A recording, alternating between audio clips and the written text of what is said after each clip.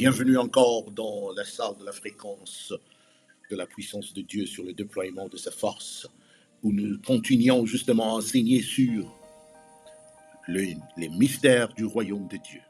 C'est bien le messager Abraham Mukele.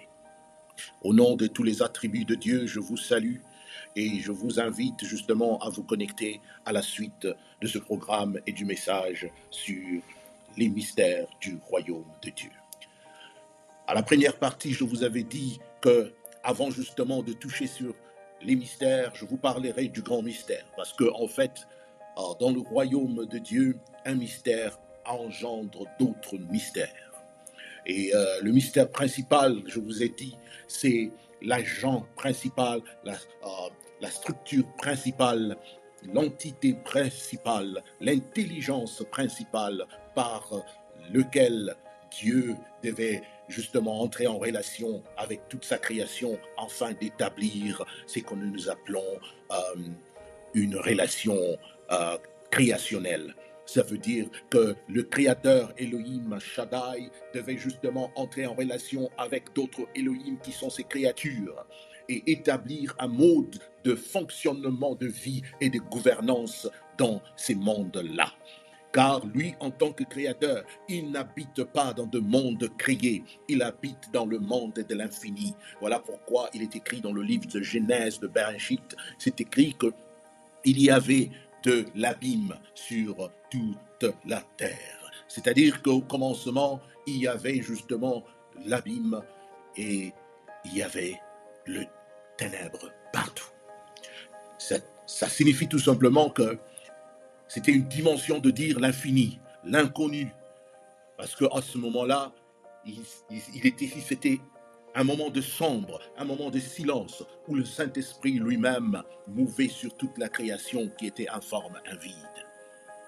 Alors l'Éternel, Dieu des armées, lui qui habite justement dans son monde de silence, dans son monde de mystère, dans son monde de grandeur et de lumière, il a décidé d'entrer en relation avec ses créatures. Par sa parole, il a formé la création et par cette parole, il a établi justement un mode de fonctionnement dans toute sa création. Alors je vous ai dit que ce lien par lequel Dieu entre en relation avec ses créatures, nous appelons ça le christique. Le christique n'a pas existé dans la Bible, par la Bible plutôt. Le christique a existé avant même qu'il y ait le logos. C'est le christique qui a fait de sorte que le logos puisse avoir justement de la valeur, parce que ce sont des hommes et des femmes qui devaient expérimenter le Christ pour rendre témoignage. Alors, la première personne dans la Bible, parmi tous les envoyés de Dieu qui sont venus, les hommes qui sont venus sur la terre, la première personne qui a parlé du royaume, c'était lui-même le Christ. Et le Christ, c'est Jésus de Nazareth, c'est Yeshua HaMashiach. C'est lui qui a parlé du royaume parce qu'il était le seul censé à parler du royaume car il venait de ce royaume-là. Il était le représentant par excellence de ce royaume-là. Il était l'ambassadeur par excellence de ce royaume-là. Il était le roi par l'excellence de ce royaume-là. Un royaume dont aucun prophète n'est issu, mais par laquelle le monde a été justement formé. Il a pris la parole dans Jean chapitre 1er où il est écrit qu'au commencement était la parole était avec Dieu et la parole était Dieu. Et cette parole est venue dans le monde comme une lumière pour éclairer les hommes. Il a pris la parole dans le livre de Matthieu en disant qu'il a commencé à parler sur le royaume. Le message de Jésus de Nazareth, c'était le message du royaume. C'était le message de son royaume. Ce n'est pas un royaume terrestre. Ce n'est pas un royaume décréé. Ce n'est pas un royaume de la création. C'est un royaume du Créateur. De la lumière par lequel toute chose a été appelée en existence. Alors il a dit, nul n'a jamais vu Dieu et nul ne peut parler de ce royaume si ce n'est que c'est lui qui est venu de lui et qui est le Fils et qui peut le révéler. Jésus, lorsqu'il parlait justement au monde, il les a parlé par parabole.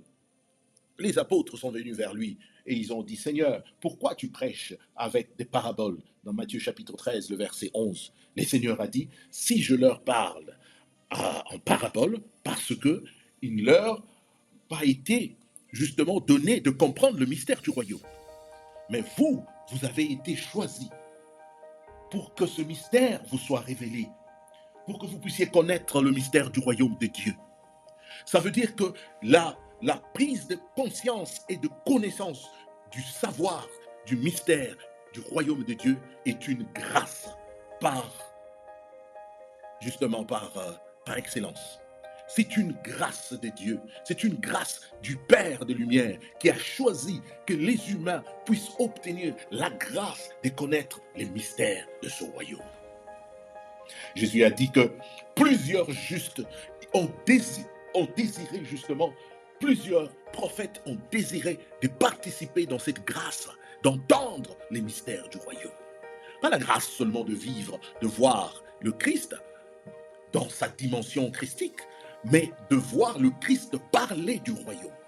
J'aimerais vous dire que beaucoup des justes et des prophètes, avant justement la dispensation du Verbe incarné, ils ont expérimenté le Christ, parce que le Christ est l'esprit de Yahvé. Ils ont expérimenté le Christ.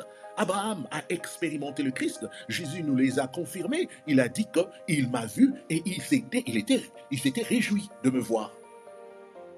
Parce que Abraham cherchait le royaume de Dieu. Il cherchait un royaume qui était construit par Dieu lui-même. Alléluia. Il ne cherchait pas un royaume qui était de ce monde.